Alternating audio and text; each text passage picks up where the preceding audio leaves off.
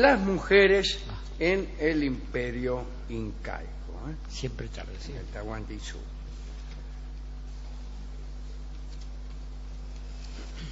Hablaremos de las mujeres, pero no de las mujeres en general, lo cual es una tentación permanente para conductores de programas masculinos. Hacer consideraciones, ¿vio? Claro. Las mujeres son de esta manera, ja, ja, ja, y se ríen. A mí no me da mucha risa eso. No, me da mucha pena en general, pero bueno. Bueno. Hablaremos del papel que cumplían las mujeres en el imperio incaico, que es mucho más lejano.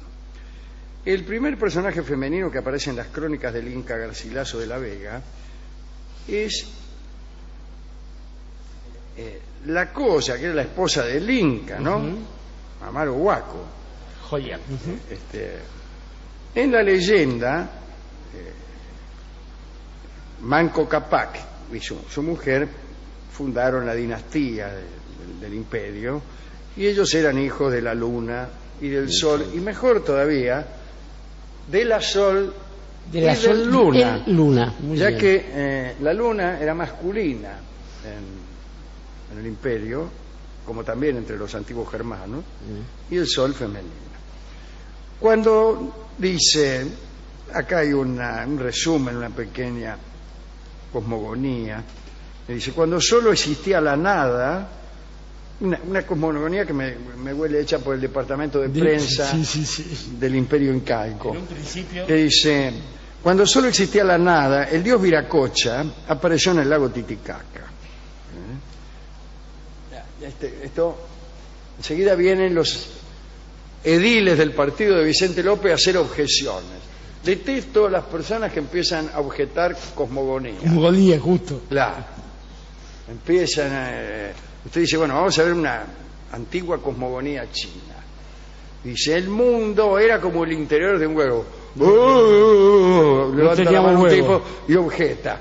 Se llama la famosa objeción de los ediles del partido de Vicente López. Que quiere decir una objeción burguesa con argumentos misios ante declaraciones míticas. Metafísica, claro, vamos. Claro. ¿Cómo vas a objetar con el criterio de un destapador de cloacas una cosmogonía mítica? Bueno, sin embargo, no hay nada que divierta más a las conductores de programas como este que objeciones cotidianas ante cosmogonías míticas. De todos modos, Viracocha apareció en el lago Titicaca y realizó su acto creativo. Creó primero un mundo oscuro y nebuloso cuyas gentes no lo reverenciaban suficientemente. Bien. Por tal motivo hizo desaparecer ese mundo. No está bien que uno cree un mundo y este mundo que uno creó con tanto esfuerzo no lo reverencie. Para eso quería la democracia. Claro. Después creó un mundo de gigantes que también convirtió en piedra por la misma razón o por otra. Suele ocurrir con los gigantes que por su tamaño tienden a la ingratitud. Viracocha hizo después una creación más perfecta a su imagen y tamaño, pero esos hombres resultaron malos y entonces les mandó un diluvio que duró 60 días, es decir, 50 días más, 50% más que el diluvio clásico. Después del diluvio, ya seca la tierra, Viracocha mandó salir al sol y a la luna y a las estrellas para dar luz al mundo. Bien, dispuso que se conocieran la sol y el luna, así lo hicieron, se amaron, y de este amor nacieron dos hijos que son justamente los ya comentados Manco Cápac y Mama Ocllo. El sol envió a estos amantes y hermanos y esposos a la tierra para fundar una ciudad en un lugar tal que se pudiera hundir de un solo golpe una varilla de oro. Debían también además reunir a los hombres que andaban desparramados por la tierra y enseñarles oficios, por ejemplo, orfebre, claro, decorador de interiores, etcétera. Enseñarles a vivir como seres humanos y no como bestias. Las bestias no decoran interiores. A veces. Al final la varita se hundió en Cusco, que en quechua significa el ombligo del mundo. Las mujeres, que eran discípulas culturales de Mamá Oclo, servían como fuerza laboral y aunque estaban exentas de pagar el tributo al Inca, indirectamente lo pagaban porque contribuían con su trabajo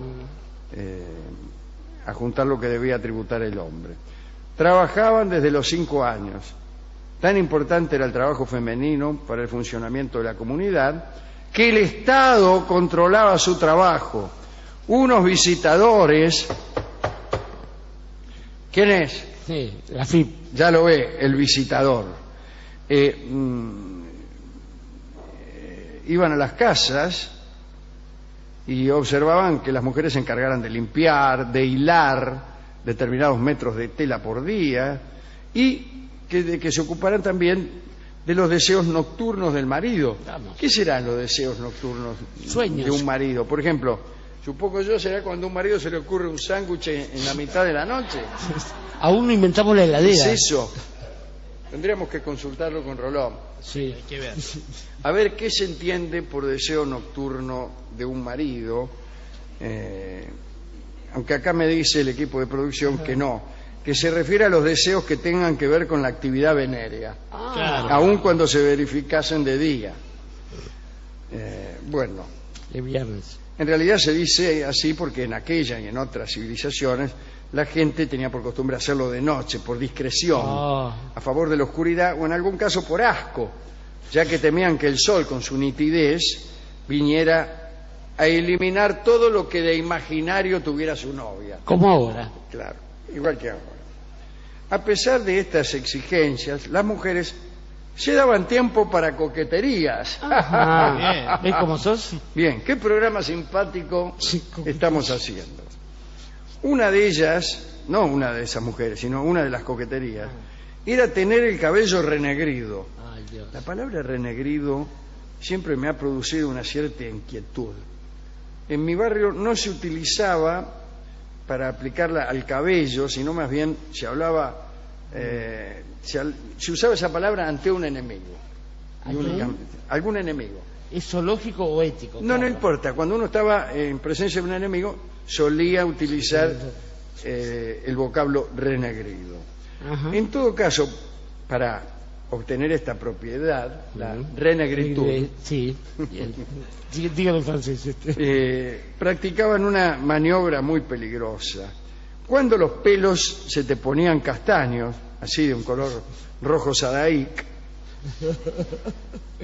cocinaban el pelo al fuego en una cacerola Con la cabeza hierbas puesta. dentro.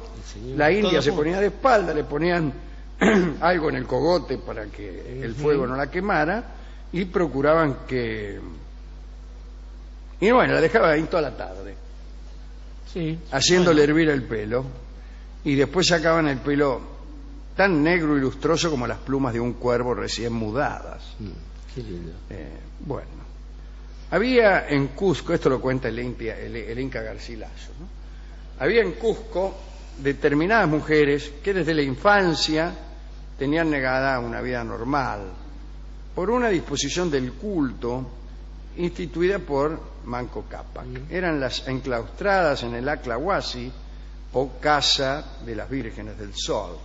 La casa estaba destinada a la divinidad del sol, ante quien se rendía este tributo de virginidad. Las muchachas no podían hacer otra cosa que quedarse en esa cárcel dorada y allí permanecían encerradas hasta el fin de sus días, sin posibilidad de cambiar su suerte. No tenían lugar alguno por donde pudieran hablar o ver hombres o mujeres libres. Solo la Colla, la reina, podía hablar con las recluidas y ese era el único contacto humano que se les permitía. Allí jamás entraban varones. Las elegidas lo eran por su linaje o por su hermosura, ¿no? Debían ser vírgenes. Las recluían cuando todavía no habían cumplido 8 años. Los funcionarios recorrían el imperio buscando a las más bellas. Solo 2 entradas tenía el templo, aquella casa, digamos. Una, la principal, para la reina y para recibir a las recluidas. Y después había una puerta de servicio custodiada por 20 porteras cuya función era llevar y traer lo que se necesitara en aquella casa.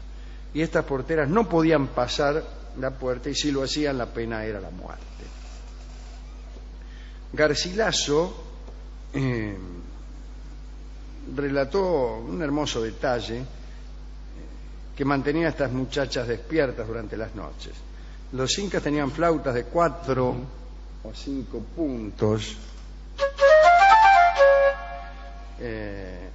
y a las vírgenes del sol dedicaban sus cantares compuestos en verso medido, de pasiones amorosas, ya de placer, ya de pesar, y que ellas podían oír a través de las paredes.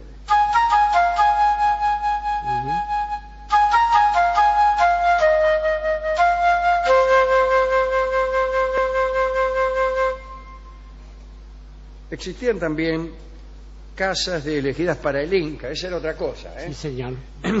Según otra cosa. Concubinas. A estas casas entraban vírgenes, pero dejaban de serlo. Allí se hacía una reserva de doncellas y el Inca podía disponer a voluntad de ellas. Cuando él las pedía, sacaban a las más hermosas para llevárselas y pasaban a ser concubinas. El Inca tenía una esposa legítima y tantas concubinas como quisiera. Las concubinas del Inca, cuando el muchacho perdía interés por ellas, se rajaban. Algunas quedaban como criadas al servicio de la esposa legítima, otras se jubilaban y quedaban con gratificaciones y se las veneraba muchísimo. Garcilaso cuenta que a veces al morir el Inca, estas mujeres se mataban y se enterraban. Mejor dicho, otro las enterraría, calculo yo. Es muy difícil matarse uno y enterrarse luego. Pero lo mismo que hacían los criados más favorecidos, ¿no? Que deseaban continuar sirviendo al Inca en el más allá. No era por obligación como en la India, sino que era por convicción, digamos. Por convicción, lo mismo. Si una mujer de estas casas del Inca delinquía o perdía su virginidad, por ejemplo, las penas eran terribles. Cuando digo perdía su virginidad, digo la perdía no con el Inca, sino con otro ñato. Las penas eran terribles. A las muchachas las enterraban vivas, a los cómplices, que eran indispensables en estos casos de pérdida de virginidad, los ahorcaban y le mataban a la esposa, si es que tenía esposa el tipo. Bueno. La tipa ni sabía nada, estaba durmiendo, le golpeaban la puerta y la mataban. O sea, te metieron los cuernos y ahora te vamos a matar. Peor, mire, también le mataban a los hijos, a los criados, a los parientes, para que aprendan, a los moradores de su pueblo, a los vecinos y a todo su ganado. Por eso, ¿qué culpa tiene la llama? Si sigue un poquito más y agarra al Inca también. Es raro que haya quedado alguien. Se exhibieron, claro. Bueno, esto no evitaba que los que deseaban algunas mujeres se valieran de métodos siniestros para poseerlas. Se menciona aquella versión de aquel famoso lenguaraz llamado Felipillo, único intérprete entre los conquistadores de Perú y Atahualpa, que falseaba las palabras de Atahualpa para ponerlo contra los españoles y contribuir a su ejecución. Parece que Felipillo hacía esto porque estaba enamorado de una de las elegidas y de una de las chicas de la casa del Inca, ¿no? Y solo podría tenerla si el soberano moría. Bien. En ese caso la elegida quedaba en libertad. Así que todo eso hacía Felipillo por una mena. Tira más una pasión que una yunta de tractores. Bueno, aquí termina el informe que hemos preparado sobre el papel de la mujer en el Tahuantinsuyo. Habría que dedicar algo a los inocentes vecinos que fueron matados simplemente por delitos cometidos por el tipo de al lado, ¿no? Exactamente. Casi todo lo que se hace en el Machu Picchu y en los lugares sagrados, el templo aún no encontrado, tiene que ver con la inocencia. Por ejemplo, se elige al mejor cóndor y entonces se lo condena a volverse alcohólico. Se le da miga de pan empapada en chicha y entonces el día de la liberación lo sueltan al vacío. Si el cóndor reacciona bien, vuela y es un cóndor de los dioses. Si no, se estrola. Pensaba Alejandro en un amigo de este programa como es Leopold Sédar Senghor, un hombre que fue poeta primero y presidente después, y que dijo: dejen que de la negritud hablemos nosotros, ustedes no la van a entender nunca. Y quizás en esto tenga algún tipo de razón, porque en el fondo la negritud es semejante al amor. Cuando uno piensa en el amor, en la mujer, en el ideal, en realidad está pensando en una cosa que nadie más va a entender. Uno está pensando en ella. Ella se llama el tango que va a tocar para ustedes su autor, el pianista Héctor Stamponi.